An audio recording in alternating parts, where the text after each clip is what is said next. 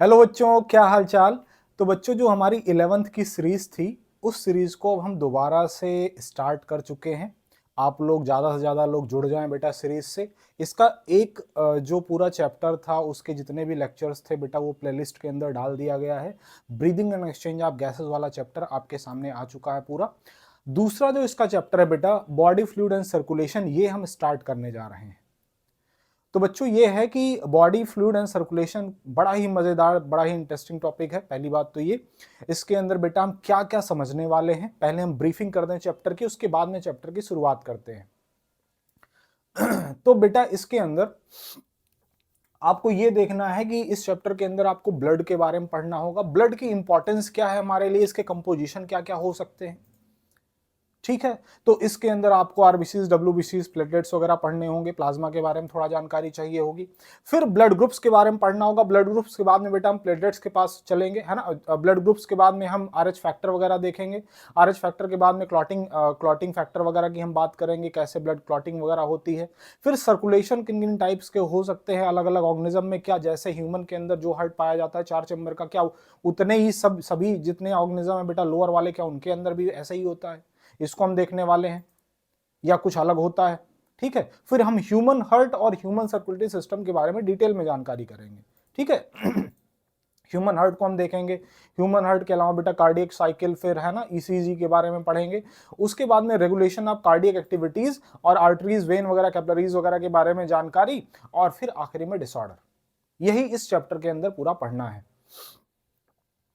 अब इतनी इंपॉर्टेंस क्यों है इस चैप्टर की, हम क्यों पढ़ने जा रहे हैं, हमारे जीवन के अंदर बेटा ये जो ब्लड है इसका क्या महत्व है, ये हमें सीखना है। तो समझो जरा बेटा, अगर मैं ब्लड की बात करूं, तो जैसे हम आपसे ये कहें कि आप जो न्यूट्रिएंट पार्टिकल्स, जैसे आप जो फूड खा रहे हो भैया, जैसे जैसे आपने कुछ खाना खाया, खाना खाने के बाद में बेटा उसको डाइजेस्ट किया होगा, डाइजेस्ट करने के बाद में वो गया कहां, किस तरीके से जो डाइजेस्टेड फूड पार्टिकल था आपके सेल और टिश्यूज तक पहुंचा होगा। क्योंकि हमें जिंदा रहने के लिए एनर्जी की जरूरत, एनर्जी चाहिए होगी, और वो एनर्जी बेटा कहां से मिलने वाली, मेटाबॉलिज्म से मिलने वाली है। मेटाबॉलिज्म को चलवाने के लिए बेटा हमारे बॉडी के अंदर प्रोडक्ट तो चाहिए, कुछ फूड प्रोडक्ट तो चाहिए, तभी तो एनर्जी मिलेगी। अच्छा सुनो जरा, देखो, तो वो जो एनर्जी मिल रही है वो फूड प्रोडक्ट से मिल रही है, न्यूट्रिएंट से मिल रही है बेटा, और वो न्यूट्रिएंट कहां से आ रहे हैं। तो बच्चों हम ये करने वाले हैं कि ब्लड की इंपॉर्टेंस हम समझने वाले हैं, क्या है हमारे बॉडी के अंदर ब्लड की इंपॉर्टेंस। तो बेटा ब्लड ही वो फ्लूइड है जिसके थ्रू हम अपने बॉडी के अंदर जो भी सेल हैं, टिश्यू हैं, ऑर्गन्स हैं, उन तक न्यूट्रिएंट पहुंचाने का काम करते हैं।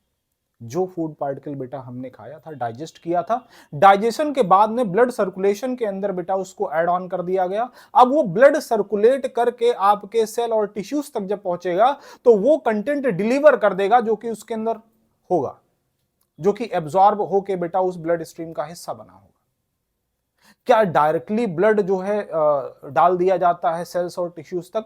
नहीं बेटा, उसके अंदर जो ब्लड जब सेल के पास पहुंचता है, तो एक मीडियोकर काम करता है वहां पे। जो न्यूट्रिएंट है बेटा, उन न्यूट्रिएंट को जो सेल्स हैं, टिश्यूज हैं, उन तक पहुंचाने के लिए मीडियोकर की तरह काम करता है, जिसको आप लिम्फ बोलते हो।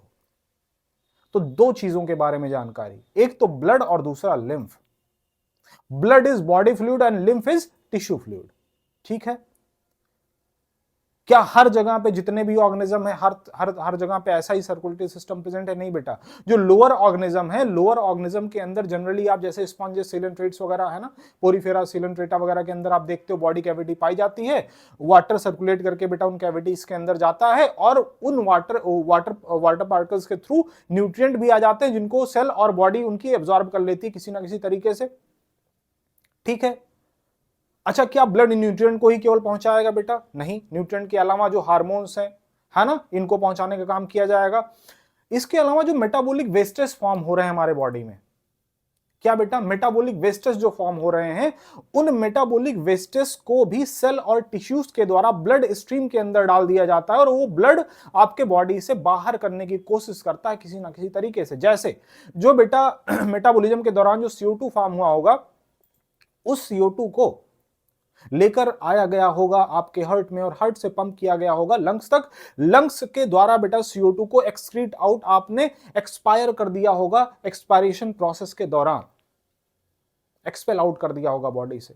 या फिर जो बेटा वेस्टेज बने होंगे उन वेस्टेज को ब्लड लेके पहुंचेगा किडनी के पास और किडनी में फिल्ट्रेशन का प्रोसेस होगा बेटा। फिल्ट्रेशन के दौरान जो चीजें बेकार वाली होंगी यूरिनेशन के थ्रू पास कर दी जाएंगी, बॉडी से बाहर कर दी जाएंगी। ये सारी बातें आपको सीखनी है, जानते हो आप, है ना। एक्सक्रीशन वाला जो प्रोसेस है बेटा हम कभी इसी के नेक्स्ट वाले चैप्टर के अंदर देखने वाले हैं। अभी आपको इंपॉर्टेंस समझ में आ गई होगी बेटा, ब्लड की इंपॉर्टेंस हमारे बॉडी में क्या है, किस तरीके से ब्लड हमारे लिए इतना जरूरी है, क्यों हम इसको बॉडी फ्लूइड कहते हैं। तो समझो जरा, अब हमें बेटा बात यह करनी है कि ब्लड के कंपोजिशन क्या क्या है ना। ब्लड के कंपोजिशन क्या है, कंपोजिशन ऑफ ब्लड। ब्लड को सबसे पहले बोल क्या रहे हैं बेटा, ब्लड इज बॉडी फ्लूइड। अच्छा, टिश्यू फ्लूइड अगर हम कहें तो बेटा ये क्या हो जाएगा, लिम्फ।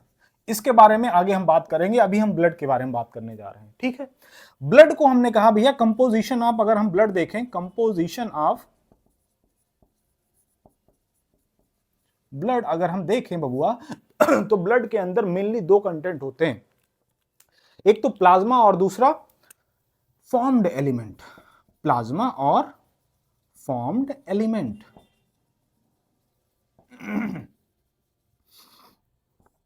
प्लाज्मा और फॉर्म्ड एलिमेंट, ठीक है। प्लाज्मा ब्लड का कितना परसेंट फॉर्म करता है, फॉर्म्ड एलिमेंट ब्लड का कितना परसेंट फॉर्म करते हैं बेटा, ये जानना चाहिए आपको। तो प्लाज्मा लगभग 55% पार्ट कवर करता है बबुआ ब्लड का। किसका, ब्लड का लगभग कितना, 55% पार्ट। और फॉर्म्ड एलिमेंट लगभग 45% पार्ट कवर करते हैं ब्लड का, ठीक, समझे। अच्छा सर, प्लाज्मा को और थोड़ा डिटेल करो और फॉर्म्ड एलिमेंट को और थोड़ा डिटेल करो। रुको जरा, समझो, हम समझाते हैं आपको, है ना। प्लाज्मा बेटा, अगर मैं प्लाज्मा की बात करूं तो प्लाज्मा के अंदर, प्लाज्मा किसका, ब्लड का कितना है, 55% है। अब इस प्लाज्मा के अंदर कौन कौन से कंटेंट है, कितने मात्रा में पाए जा रहे हैं, तो बड़ा इंटरेस्टिंगली आपको ये जानने में बड़ा ही, है ना, आनंद महसूस होगा कि ये जो प्लाज्मा है ना, प्लाज्मा के अंदर 90 से 92% पार्ट केवल किसका है, पानी का है। तो आपका रटने वाला कंटेंट तो बड़ा कम हो गया, है ना। जब इतना ढेर सारा पानी है तो बचा हुआ पार्टिकल कुछ ही होंगे, है ना। 90 से 92% part, 90 to 92% part is water. लगभग 8 से 10%, 8 से 10% बेटा क्या होता है, सॉलिड वाला पार्ट होता है। समझ रहे हो क्या, ओके। अब ये जो 8 से 10% है बबुआ, इस 8 से 10% में, समझ रहे हो क्या बच्चों, ये जो 8 से 10% है, इस 8 से 10% में 1% लगभग इसका 1% के आसपास बेटा इनऑर्गेनिक कंटेंट होता है। इनऑर्गेनिक कंटेंट होता है। ऑर्गेनिक वाला लगभग 7 से 9% पाया जाता है, ठीक है। 7 से 9% हो सकता है ऑर्गेनिक वाला। ऑर्गेनिक वाला बेटा कितना हो सकता है, 7 से 9%, ओके। अब सर इनऑर्गेनिक में क्या क्या हो सकता है, इनऑर्गेनिक में क्या क्या हो सकता है, इनऑर्गेनिक में कौन कौन से कंटेंट पाए जाते हैं, ये भी जरा सीख लो, बताते हैं, है ना। इनऑर्गेनिक के अंदर अगर हम देखने की कोशिश करें बेटा, तो इनऑर्गेनिक, इधर देखो जरा, हम इधर चुपके से लिख देते हैं, कोई जान ना पाए, केवल तुम जान पाओ बस, है ना। देखो यहाँ पे, ठीक, देखो यहाँ पे मैं इनऑर्गेनिक कंटेंट की बात करने जा रहा हूं। इनऑर्गेनिक बहुत छोटा छोटा लिखते हैं क्या यार, तुम लोग बता देना बेटा अगर छोटा ज्यादा होगा तो, ठीक है। हाँ, इनऑर्गेनिक कंटेंट में बेटा क्या क्या हो सकता है, आयंस हो सकते हैं।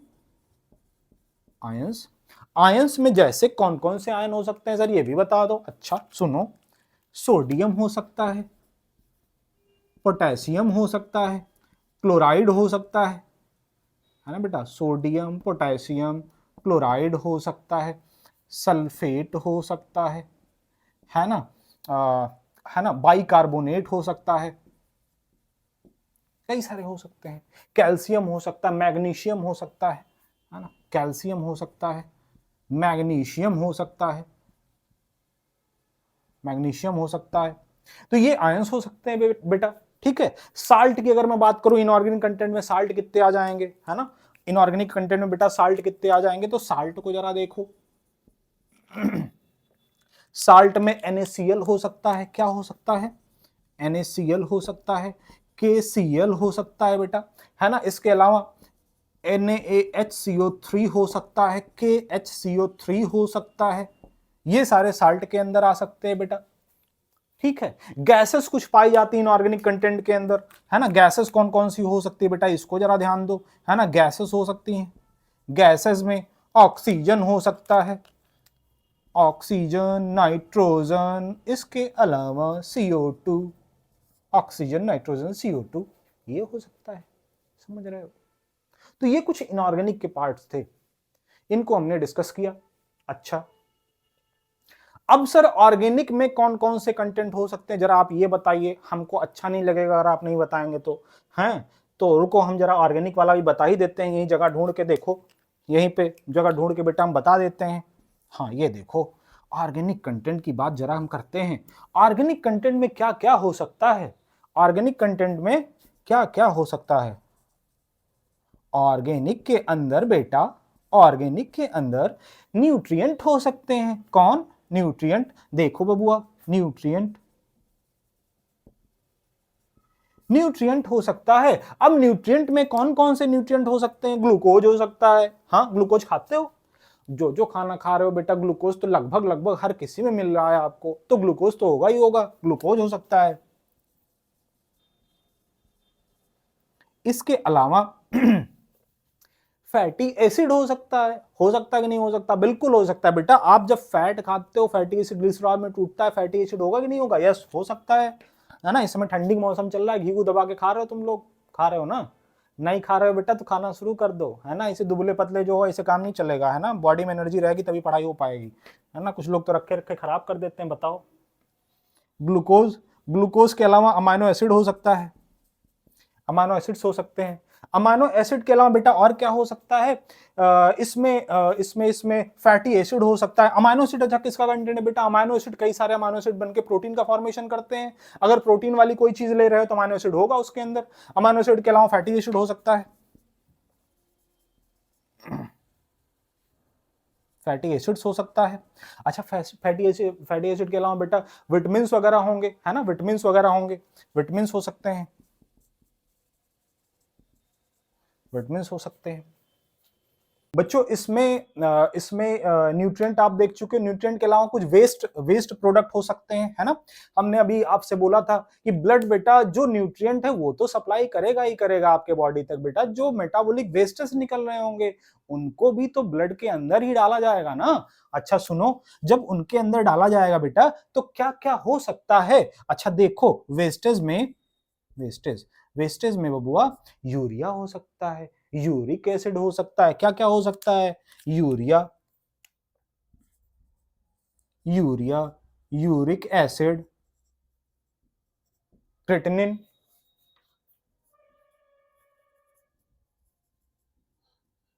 है ना, क्रिएटिन, ये सारे कंटेंट हो सकते हैं, है ना। इसके अलावा जैसे अगर हार्मोन्स की बात करें, एंडोक्राइन हार्मोन्स वगैरह बेटा इसके अंदर, है ना, एंडोक्राइन हार्मोन्स हो सकते हैं, है ना, बहुत सारे हार्मोन्स हो सकते हैं एंडोक्राइन,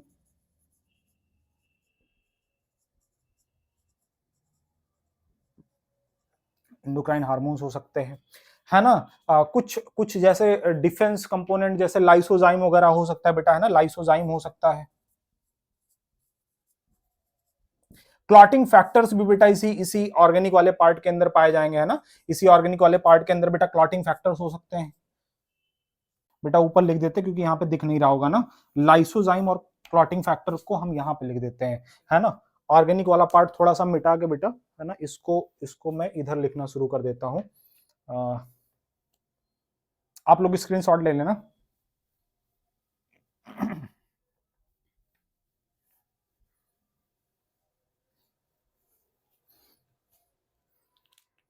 ऑर्गेनिक वाले पार्ट की मैं बात कर रहा हूं बेटा, ऑर्गेनिक, ऑर्गेनिक ऑर्गेनिक वाले पार्ट में बेटा आपको है ना यहाँ पे कुछ एंडोक्राइन हार्मोन्स के अलावा, जैसे अभी हमने कहा था ना डिफेंस कंपाउंड हो सकते हैं यहाँ पे कुछ, है ना, जैसे लाइसोजाइम पाया जाएगा, लाइसोजाइम,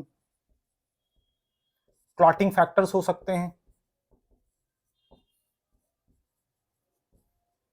क्लॉटिंग फैक्टर्स के अलावा बेटा बहुत इंपॉर्टेंट कुछ प्रोटीन्स पाए जाएंगे। प्रोटीन्स में मेनली जो प्रोटीन की हम बात करने जा रहे हैं बेटा, बस के लिए इतना ही याद रखना है ना, एल्बुमिन, ग्लोबुलिन्स हो सकते हैं,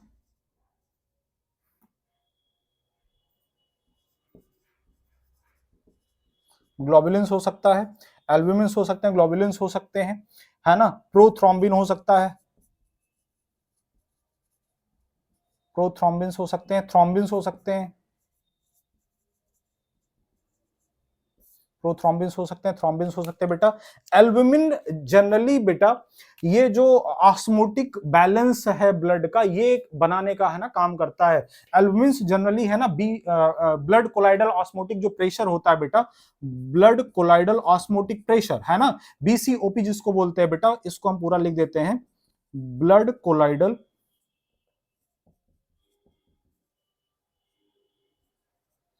ऑस्मोटिक प्रेशर, इसको मेंटेन करने का काम कौन करता है बेटा, एल्बुमिन करते हैं। ग्लोबुलिन्स की अगर हम बात करें बेटा, ये डिफेंसिव कंपाउंड फॉर्म करते हैं, एंटीबॉडीज वगैरह जो फॉर्म होती है बेटा ग्लोबुलिन से फॉर्म होती है, तो defence mechanism of the body, है ना।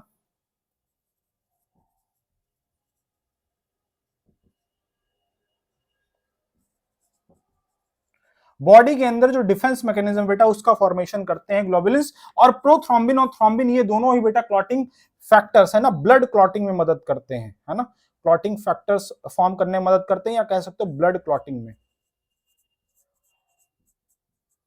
क्लॉटिंग में मदद करते हैं कौन, प्रोथ्रोम्बिन और थ्रोम्बिन ये दोनों। ठीक है, तो बेटा मोटी मोटी बात ये हुई कि अभी तक हमने ब्लड के फंक्शन के बारे में बताया, ब्लड का काम क्या है हमारे बॉडी में, ब्लड का कंपोजिशन हम देखने वाले थे। उस कंपोजिशन के अंदर बेटा हमने ये कहा कि ब्लड को अगर हम कहें तो ब्लड के अंदर बेटा प्लाज्मा और फॉर्म्ड एलिमेंट दो कंपोनेंट होंगे। प्लाज्मा कितना पार्ट कवर करेगा ब्लड का, 55% पार्ट कवर करेगा, और जो फॉर्म्ड एलिमेंट है बेटा, फॉर्म्ड एलिमेंट 45% पार्ट कवर करते हैं। ठीक है, अब ये जो 55% पार्ट है बेटा प्लाज्मा वाला, इसके अंदर इनऑर्गेनिक और ऑर्गेनिक दोनों तरीके के कंपोनेंट पाए जाते हैं। इनऑर्गेनिक वाला जो कंपोनेंट होगा बेटा, अच्छा इसमें इसमें जो जो मैं कह रहा हूं 55% जो प्लाज्मा वाला पार्ट है बेटा, इसमें वाटर मॉलिक्यूल अगर मैं देखूं पानी कितना होगा इसके अंदर, तो 90 से 92% पानी होगा। और इसमें अगर मैं आपसे सॉलिड पार्ट की बात करूं तो ऑर्गेनिक इनऑर्गेनिक दोनों कंपोनेंट होंगे इसमें। इनऑर्गेनिक वाला 1% होगा, ऑर्गेनिक वाला लगभग 7 से 9% होगा बेटा। ठीक है, इनऑर्गेनिक वाले में क्या क्या आ सकता है, आयंस आ सकते हैं, सॉल्ट्स आ सकते हैं, गैसेस आ सकते हैं, आयंस में ये हो सकता है, सॉल्ट्स में ये हो सकता है, गैसेस में हो सकते हैं। ऑर्गेनिक वाले में बेटा न्यूट्रिएंट हो सकता है, वेस्ट मटेरियल हो सकते हैं कुछ, है ना, और इसके अलावा एंडोक्राइन हार्मोन्स हो सकते हैं। हार्मोन्स को बेटा क्योंकि हार्मोन्स डक्टलेस ग्लैंड के द्वारा, है ना, जो डक्टलेस ग्लैंड्स होती है जिनको एंडोक्राइन ग्लैंड्स बोलते हैं बेटा, उनके द्वारा पास ऑन किए जाते हैं, उनके द्वारा सिक्रीट किए जाते हैं, सॉरी, है ना, एंडोक्राइन ग्लैंड्स के द्वारा सिक्रीट किए जाते हैं। इसलिए उनको अगर बॉडी के किसी सेल या टिश्यूज तक पहुंचना है बेटा, क्योंकि डक्ट तो है नहीं, तो किसके अंदर पुअर किए जाएंगे, ब्लड के अंदर पुअर किए जाएंगे, लिम्फ के अंदर पुअर किए जाएंगे, है ना, और वो उनको इफेक्टिव ऑर्गन्स तक पहुंचाने का काम करेगा। ठीक है, तो एंडोक्राइन हार्मोन्स बेटा इसके अंदर हो सकते हैं। इसके अलावा लाइसोजाइम है ना, डिफेंस मैकेनिज्म का फॉर्म करेगा। क्लॉटिंग फैक्टर्स हो सकते हैं जो ब्लड क्लॉटिंग में मदद करते हैं। प्रोटीन्स में बेटा एल्बुमिन हो सकता है जो कि blood colloidal osmotic pressure maintain करने का काम करता है। ग्लोबुलिन्स में defence mechanism of the body form करने में, क्योंकि एंटीबॉडीज फॉर्म करते हैं। प्रोथ्रोम्बिन और थ्रोम्बिन बेटा ब्लड क्लॉटिंग में मदद करते हैं। तो आज के लिए इतना रखते हैं, कल वाले लेक्चर में बेटा हम फॉर्म्ड एलिमेंट देखने वाले हैं।